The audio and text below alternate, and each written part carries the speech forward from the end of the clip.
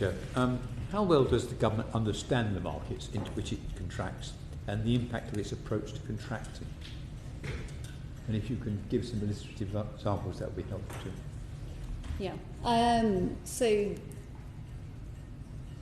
there are pockets of good practice, so particularly where you have repeat clients, which can obviously build up a picture of the market that they're buying from. So the likes of Highways England fall into this category where they know what they're buying, they know their suppliers, and they have sort of learnt from previous experiences. They don't always get it right, but they are quite willing, and I think there is a willingness, because they're a long-term client as well, to have a conversation on both sides, if they do get something which is not quite right. So I think there are pockets of excellence. Where I think we are really missing at the moment is there isn't a cross-government view across the departments where they buy from the same suppliers, and actually almost a view of what are their kind of portfolio risks at a government level.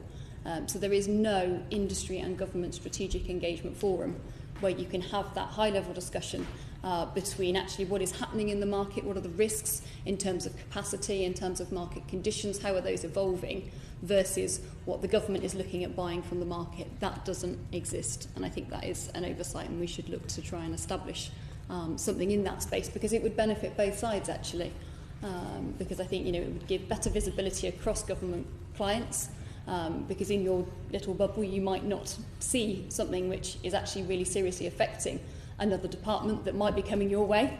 But equally you could then look at actually how do you balance things like the capacity and the skills requirements across the government portfolio for certain specialist skills that might be in demand. So you could effectively create a pipeline of projects across multiple departments that would follow on from each other and allow you to sort of provide a long-term pipeline of work for certain specialist capabilities within the industry.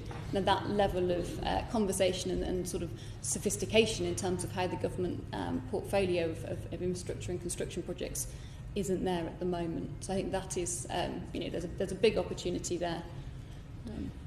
Isn't the reality that there's a desperate hole in the middle of government where there should be high-powered expertise, particularly on the engineering side, not pressured by commercial interests, but actually representing the public interest, who can go into a project and say, that's not right, what are you doing here?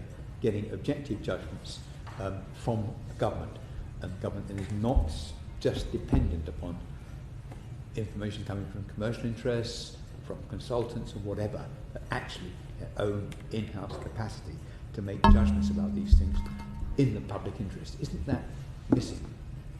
I think it's something that would be beneficial, and this is where I think there is a challenge with the current structure of the Infrastructure and Projects Authority. So they try to be both expert supporters of projects, but also independent assurers of projects, and that is a challenge. I think historically we had Infrastructure UK.